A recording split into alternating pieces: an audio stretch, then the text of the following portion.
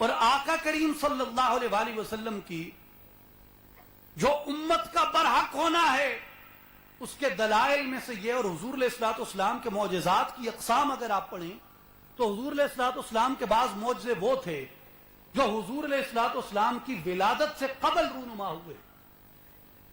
مثلا حضور کے لیے بشارات آئیں دیگر مذاہب کی کتب میں.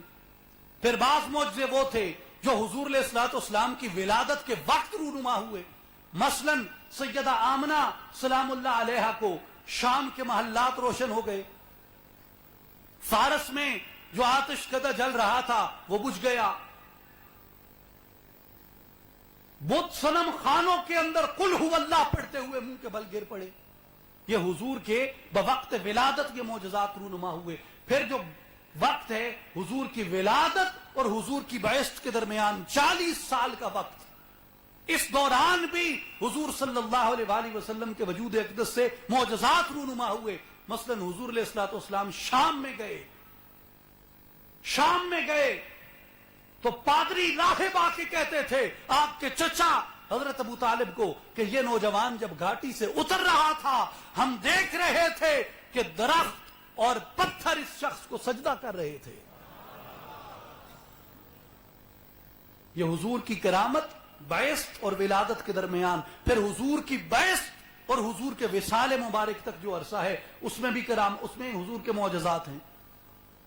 معجزات نبی کی اقسام ہیں، یعنی ولادت مصطفیٰ سے پہلے. پھر میں کہتا ہوں کہ کائنات کے وجود میں آنے سے پہلے بھی میرے نبی کی معجزات رونما ہوئے. جب اللہ نے عہد الست لیا، میثاق لیا انبیاء سے، ابھی تو دنیا وجود میں بھی نہیں آئی تھی، مگر اللہ نے ارواح انبیاء سے میرے نبی کے برحق ہونے کا عہد لیا، میرے نبی کی اتباع کا عہد لیا، میرے نبی کی نبوت کے پرچار کا عہد لیا. ابھی دنیا وجود میں نہیں آئی، میرے آقا کے معجزات شروع ہو گئے. تو حضور علیہ السلام کے وصال تک معجزات ہیں. تو مجھے بتاؤ لوگوں، سنو، عاشقوں سنو،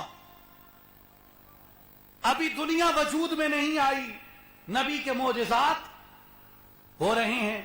دنیا وجود میں آ گئی، ابھی آدم نہیں بنے. میرے نبی فرماتے ہیں میں تو تب بھی نبی تھا جب آدم مٹی اور پانی کے مرحلے سے گزر رہے تھے.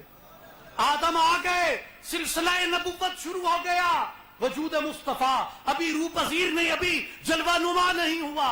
میرے نبی کے معجزات پھر بھی ہو رہے ہیں کہ عیسیٰ اپنی امت کو بتاتے ہیں، ابراہیم اپنی دعا کرتے ہیں، موسیٰ اپنی امت کو بتاتے ہیں، نوح اپنی امت کو بتاتے ہیں کہ میرے نبی محمد مصطفیٰ نبی یہ آخر الزمان آنا ہے، جب پاؤ تو ان پہ کلمہ پڑھنا.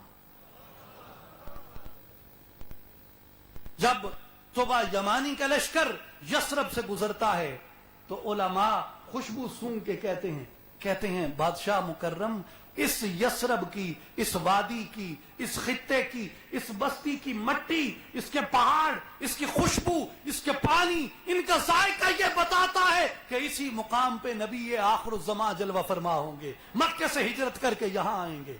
کہا اچھا یہ بات ہے تو پھر خیمے گاڑ دو یہاں پہ.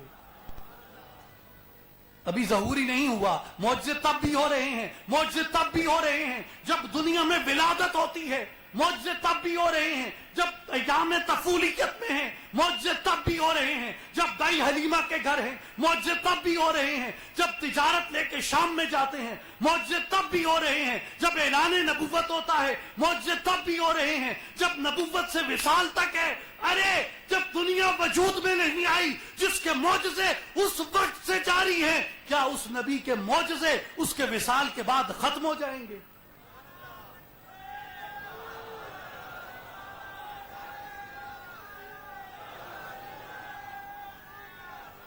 خدا کے بندو، جس کے معجزے تب سے شروع ہوئے جب دنیا معرض وجود میں نہیں آئی، صرف عالم ارواح میں ارواح موجود ہیں، جس کے معجزے تب بھی ہو رہے ہیں جب وہ زمین پہ آئے، جلوہ نما ہو جائے، عاشقوں کو رخ زیبا دکھلا دے، پیغام ہدایت کی تکمیل کر دے.